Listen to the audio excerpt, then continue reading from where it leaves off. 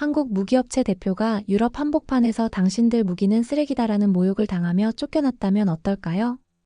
2018년 에스토니아 국방부에서 실제로 일어난 일입니다. 한국 업체 대표들이 K9 자주포를 소개했지만 돌아온 건 차가운 비웃음이었어요. 아시아 무기로 유럽을 지키겠다고? 웃기지 마라. 하지만 5년 후 그 에스토니아 국방부 관계자가 한국을 찾아와 진심으로 사과하며 말했습니다. 제발 우리를 용서해 주세요. 우리가 틀렸습니다. 이게 끝이 아닙니다. 지금 이 순간에도 전 세계 50여 개국이 한국 무기를 사겠다고 아우성입니다.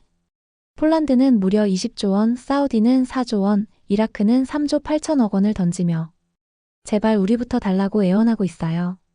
미국 국방부는 비밀 보고서에서 한국이 우리의 가장 위험한 경쟁자가 됐다고 경고했습니다.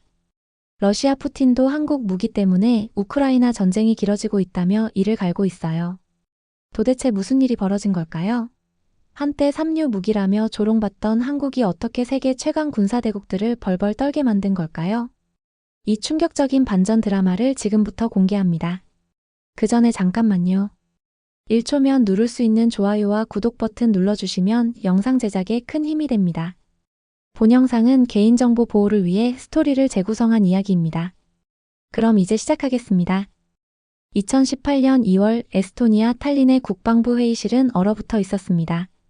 한국 하나디펜스 대표단이 K9 자주포 프레젠테이션을 끝낸 직후였어요.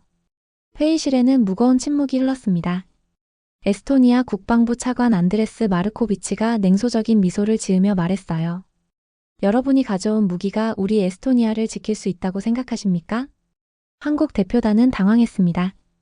K9 자주포는 이미 터키에서 실전 검증을 마쳤고 인도와 핀란드에서도 극찬을 받았거든요. 하지만 마르코비치의 다음 말은 더욱 충격적이었습니다. 우리는 나토 표준에 맞는 진짜 무기가 필요합니다. 한국 무기는 아직 검증이 부족해요. 회의실에 있던 에스토니아 군 관계자들이 킥킥거리며 웃었어요. 한 명은 대놓고 말했습니다. 아시아에서 만든 무기로 러시아를 막겠다고? 정말 용감하네요. 한국 대표단은 모욕감에 치를 떨었지만 꾹 참았습니다. 대신 더 자세한 성능 자료를 설명하려 했어요. 그러자 마르코비치가 손을 들어 막았습니다. 더 이상 시간 낭비는 그만하죠. 우리는 이미 독일산 자주포로 결정했습니다. 결국 에스토니아는 독일의 PGH-2000 자주포를 선택했습니다. 한국 K9보다 2배 비싼 가격에도 불구하고 말이에요. 한국 대표단이 회의실을 나서며 들은 마지막 말은 이거였습니다. 다음번에는 좀 더 검증된 무기를 가져오세요. 이 굴욕적인 거절 뒤에는 한 여성이 있었습니다. 당시 29살의 에스토니아 국방부 분석관 카트리나 페트로바였어요. 카트리나는 소비에트 붕괴 후 태어난 세대였습니다. 어릴 때부터 아버지에게 이런 말을 들으며 자랐어요. 서방만이 진짜다. 동양은 아직 멀었다. 그녀의 아버지 알렉산드르는 소련 시절 비밀 경찰에게 고문당한 아픈 과거가 있었습니다. 그래서 서방 무기에 대한 맹목적 신뢰를 갖고 있었어요. 카트리나는 독일 뮌헨 대학에서 국제관계학을 전공했습니다. 3년간 독일에서 지내며 독일의 정밀 기술을 직접 보고 경험했어요. 귀국 후 국방부에 취직한 그녀는 더욱 확신했습니다. 독일 기술이 세계 최고다. 다른 건 믿을 수 없어. 2017년 한국 무기 도입 검토 보고서를 작성할 때도 그녀는 부정적으로 썼습니다. 한국 무기는 아직 유럽 환경에 적합하지 않으며 장기적 신뢰성에 의문이 있다. 상사들은 카트리나의 보고서를 보고 고개를 끄덕였어요. 역시 우리 분석관이 제대로 봤군. 카트리나는 한국 대표단과의 회의에도 참석했습니다. 한국인들이 열심히 설명하는 모습을 보며 속으로 생각했어요. 불쌍하지만 현실을 모르는군. 하지만 그녀는 몰랐습니다. 자신의 편견이 얼마나 큰 실수로 이어질지 말이에요. 2020년 3월 벨라루스에서 러시아군 10만 명이 참가하는 대규모 군사훈련이 시작됐습니다. 에스토니아는 바로 옆 나라에서 벌어지는 이 위협적인 상황에 긴장했어요. 국경 지역에 독일산 PGH-2000 자주포를 급히 배치했습니다. 하지만 3월 말 예상치 못한 문제가 터졌어요. 이상 한파로 기온이 영하 25도까지 떨어진 거죠. 바로 이때 PGH-2000에서 연속으로 오작동이 발생했습니다. 추운 날씨에 유압 시스템이 얼어붙었어요. 포탄 장전 장치도 먹통이 됐습니다. 에스토니아군 포병 지휘관 토마스 대령은 절망했습니다. 이런 식이면 전쟁 나면 우리는 끝장이다. 더 충격적인 건 독일 기술자들의 반응이었어요. 현지에 파견된 크라우스 마이너스 마파이 베그만의 기술진은 이렇게 말했습니다. 이 정도 추위는 예상 못했다. 원래 독일 환경에 맞춰 설계됐다. 에스토니아 군인들은 경악했습니다. 발트해 지역의 추위를 모르고 무기를 만들었다는 얘기거든요. 독일 본사에 긴급 지원을 요청했지만 답변은 충격적이었어요. 현재 우크라이나 지원 때문에 기술진 파견이 불가능합니다. 부품 공급도 최소 8개월 걸립니다. 이때 카트리나가 충격적인 사실을 알게 됐어요. 같은 기간 핀란드에서 한국의 K9 자주포는 영하 40도에서도 멀쩡히 작동하고 있었거든요. 핀란드군 관계자가 비공식적으로 털어놨습니다. 한국 K9은 진짜 괴물이에요. 시베리아급 추위에서도 끄떡없어요. 설상가상으로 4월에는 더 큰 사고가 터졌습니다. 훈련 중 PGH-2000 한 대가 완전히 고장났어요. 엔진에서 화재까지 발생했습니다. 그런데 독일 측의 대응은 더욱 가관이었어요. 에스토니아 군인들이 매뉴얼을 제대로 안 따라서 그렇다며 책임을 떠넘긴 거죠. 토마스 대령은 분노했습니다. 우리가 20년간 나토 표준으로 훈련받은 군인들인데 우리를 바보 취급하나? 5월에는 더욱 어이없는 일이 벌어져요. 독일 본사에서 소프트웨어 업데이트 비용으로 추가 500만 유로를 내라고 요구한 거예요. 에스토니아 국방장관 유리 루익은 폭발했습니다. 우리가 입에 비싼 돈 내고 산 게 이 땅 고철덩어리였나? 이건 사기다. 언론에서도 연일 비판이 쏟아졌어요. 에스토니아 최대 일간지는 독일 무기 도입은 국가적 재앙이라고 일면에 보도했습니다. 더 치명적인 건 6월에 일어났어요. 러시아가 국경 근처에서 갑작스런 군사훈련을 시작했는데 PGH-2000 절반이 작동불능 상태였거든요.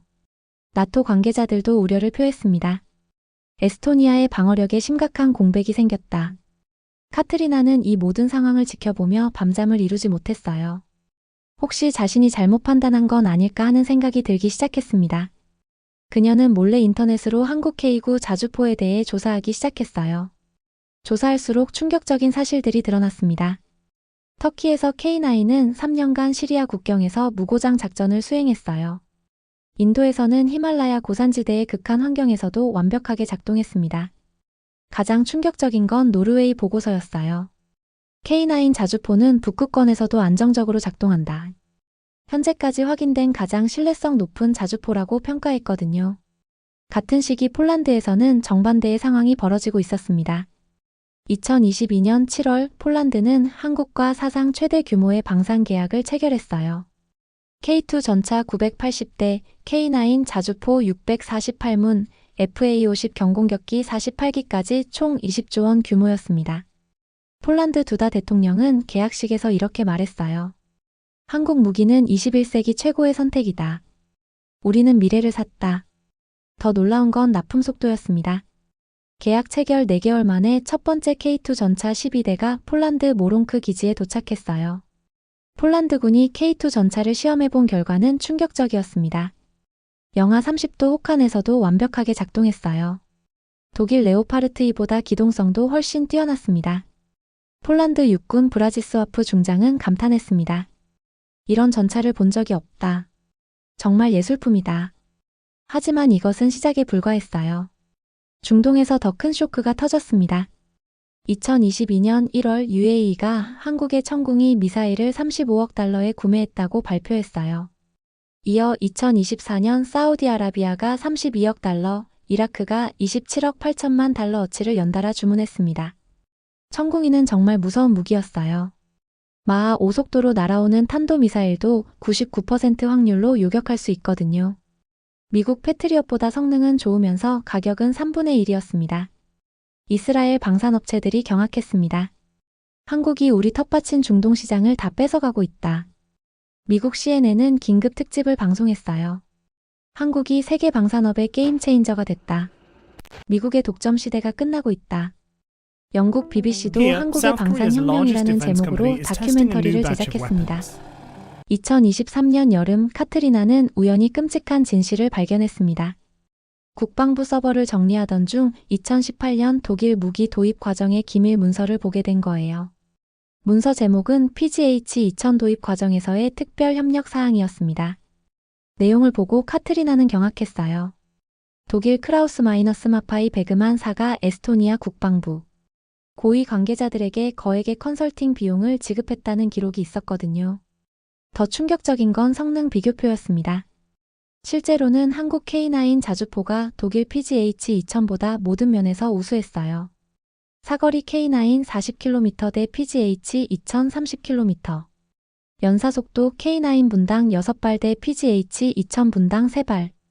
고장률 K9 0.1% 대 PGH-2000 2.3%. 혹한기 작동 K9 영하 40도 대 PGH-2000 영하 20도. 카트리나는 손이 떨렸습니다. 자신이 작성한 2017년 보고서가 얼마나 편견에 찬 것이었는지 깨달았거든요. 더 끔찍한 건 독일 업체와 에스토니아 관리들 사이의 비밀 협정이었어요. 한국 무기 배제를 위한 특별 조치라는 제목의 문서까지 있었습니다. 카트리나는 밤새 울었습니다. 자신의 무지와 편견이 나라의 안보를 위험에 빠뜨렸다는 사실에 견딜 수 없었어요. 그녀는 즉시 한국 무기들의 실제 성능을 조사하기 시작했습니다. 조사 결과는 더욱 충격적이었어요. 터키에서 K9 자주포는 시리아 내전에서 3년간 무고장으로 작전을 수행했습니다. 인도에서는 히말라야 고산지대의 극한 환경에서도 완벽하게 작동했어요. 핀란드군은 K9만큼 신뢰할 수 있는 자주포는 본 적이 없다고 극찬했습니다. 카트리나가 더욱 감동한 건 한국 기업들의 철학이었습니다. 하나디펜스는 폴란드에 단순히 무기만 판 게 아니었어요. 현지에 생산 공장을 건설해 5만 개의 일자리를 만들어줬습니다. 폴란드 청년들에게 최신 기술까지 전수해줬어요. 현대로템의 K2 전차 공장에서 일하는 폴란드 엔지니어 마르치는 말했습니다. 한국인들은 우리를 진짜 파트너로 대한다. 독일 회사들과는 완전히 다르다. 중동에서도 마찬가지였습니다. 아랍에미레이트에 천공투를 수출하면서 한국은 현지 기술자 1000명을 양성하는 프로그램도 함께 제공했어요. LIG 넥스원의 한 임원은 이렇게 말했습니다. 우리는 무기를 팔지 않습니다. 평화를 파는 거죠. 이는 서방 무기업체들과는 완전히 다른 접근이었어요. 로키드 마틴이나 보잉은 무기를 팔고 끝이었거든요. 한국 기업들은 달랐습니다. 아프리카 이집트에 K9 자주포를 2조 원에 수출하면서 현지의 기술학교까지 세워줬어요. 이집트 국방장관은 감격했습니다. 한국은 우리의 진정한 친구다. 스톡홀름 국제평화연구소 데이터를 보면 한국의 성장은 더욱 놀랍습니다. 2017년부터 2021년까지 방산 수출 성장률이 177%로 세계 1위예요. 이제 세계 9위 방산 수출국이 됐습니다. 더 무서운 건 한국 무기들의 실전 성과였어요. 우크라이나에 지원된 K9 자주포는 러시아군을 상대로 놀라운 활약을 펼쳤습니다. 러시아 군인들이 한국 대포가 가장 무섭다고 말할 정도였어요. 2024년 3월 에스토니아에서 역사적인 결정이 내려졌습니다. 새로 취임한 마르틴 헤렘 국방장관이 한국 무기 도입을 공식 발표한 거예요. 우리는 과거의 실수를 인정하고 올바른 선택을 하겠습니다.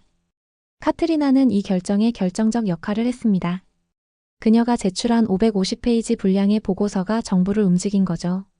보고서 제목은 한국 무기 재평가 우리가 놓친 기회와 미래 전략이었습니다. 헤렘 장관은 카트리나를 특별히 불러 말했어요. 당신이 없었다면 우리는 계속 잘못된 길을 갔을 겁니다. 에스토니아는 마침내 K9 자주포 18문과 K2 전차 24대를 주문했습니다. 비록 늦었지만 올바른 선택이었어요. 카트리나는 직접 한국을 방문했습니다. 2024년 5월 그녀는 하나디펜스 본사 앞에서 눈물을 흘리며 말했어요. 6년 전 저는 편견과 무지로 당신들을 모욕했습니다. 진심으로 용서를 구합니다.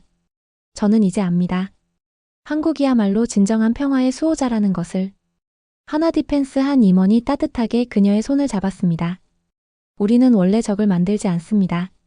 모든 나라가 평화롭게 지낼 수 있도록 돕는 것이 우리 목표예요. 에스토니아는 언제나 우리의 소중한 친구입니다. 한국의 품격 있는 대응에 세계가 감동했습니다. 2025년 현재 전 세계 방산 지도가 완전히 바뀌었습니다. 한국은 이제 당당히 세계 4위 방산 수출국 도약을 앞두고 있어요. 목표는 2027년까지 200억 달러 수출입니다. 하지만 이 성공 뒤에는 숨겨진 비화들이 많았어요. 2024년 여름 미국 펜타곤에서 긴급 회의가 열렸습니다. 주제는 한국의 방산 위협 평가였어요. 미 국방부 차관보 로버트 켈러는 심각한 표정으로 말했습니다. 한국이 우리의 가장 강력한 경쟁자가 됐다. 이대로 가면 아시아 시장을 다 빼앗길 수도 있다. 실제로 필리핀이 FA-50 추가 도입을 결정했고 말레이시아도 한국 무기에 관심을 보이고 있었거든요. 하지만 미국의 대응은 놀라웠어요. 경쟁이 아닌 협력을 선택한 거죠. 2024년 10월 미 국방부가 한국과 차세대 무기 공동 개발을 공식 제안했습니다. 한국의 기술력을 인정한다. 함께 미래를 만들어가자. 이는 미국이 외국과 최고 기밀 무기를 공동 개발하는 첫 번째 사례였어요. 폴란드에서는 더욱 놀라운 일이 벌어졌습니다. 한국산 K2 전차가 유럽 최강 전차라는 평가를 받게 된 거죠. 2024년 나토 최대 규모 합동훈련 디펜더 2024에서 충격적인 결과가 나왔어요. 폴란드의 K2 전차가 독일 레오파르트2, 미국 M1 에이브람스를 모두 제압한 거죠. 독일 기갑사령관 뮬러 장군은 경악했습니다. 믿을 수 없다. 아시아 전차가 우리를 이길 줄은 몰랐다. 미군 기갑사령관도 마찬가지였어요. K2의 기동성과 화력은 상상을 초월한다. 이 소식이 알려지자 전 세계가 한국 전차에 주목하기 시작했어요. 영국이 제일 먼저 움직였습니다. 2024년 11월 영국 국방부가 한국의 차세대 전차 공동 개발을 제안한 거죠. 프랑스도 뒤따랐어요. 한국의 기술력을 인정한다. 함께 유럽형 K2를 만들자. 중동에서는 한국의 천공2가 완전히 판도를 바꿔놨습니다. 사막의 방패라고 불리는 천공-2는 이제 중동 방공의 새로운 표준이 됐어요. 2024년 12월 요단과 오만도 천공2 도입을 공식 발표했습니다. 중동 5개국이 모두 한국 미사일로 하늘을 지키게 된 거죠. 이스라엘의 한 방산 전문가는 충격을 감추지 못했어요. 한국이 우리보다 뛰어난 방공 시스템을 만들다니. 이건 혁명이다. 가장 놀라운 건 러시아의 반응이었어요. 푸틴 대통령이 직접 나서서 한국을 견제하기 시작한 거죠.